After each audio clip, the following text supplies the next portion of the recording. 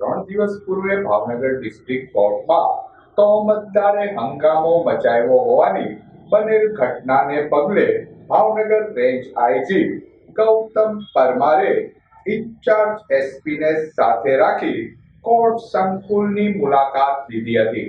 3 દિવસ પૂર્વે કોર્ટમાં મુદત અર્થે આવેલા શખ્સે કોર્ટરૂમના દરવાજે પાટા મારી ગાળાગાળી કરી ભારે હંગામો મચાવ્યો હતો. વકીલ મંડળની આક્રમક રજૂઆતને પગલે ભાવનગર રેન્જ આઈજી દ્વારા 4 પોલીસ કોન્સ્ટેબલને સસ્પેન્ડ કરી દેવાયા હતા.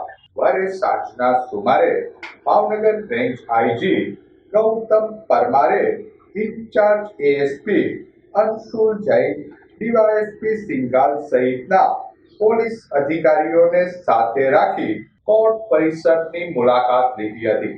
મુલાકાત દરમિયાન કોર્ટ સંકુલની સુરક્ષા અંગે સમીક્ષા કરાઈ હતી.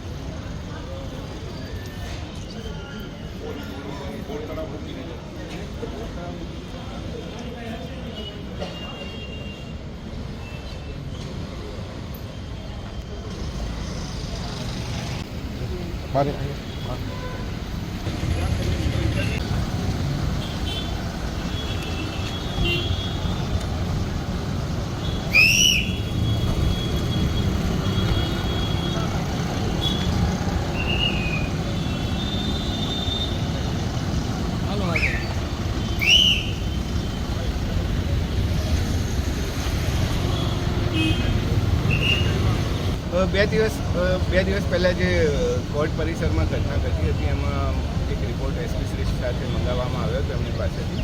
એમાં 4 પોલીસ કર્મીઓની બેદરકારી સામે આવી હતી. એ લોકો ગેરહાજર પણ હતા અને જે પછી આવે એમણે પણ યોગ્ય કાર્યવાહી નથી કરી.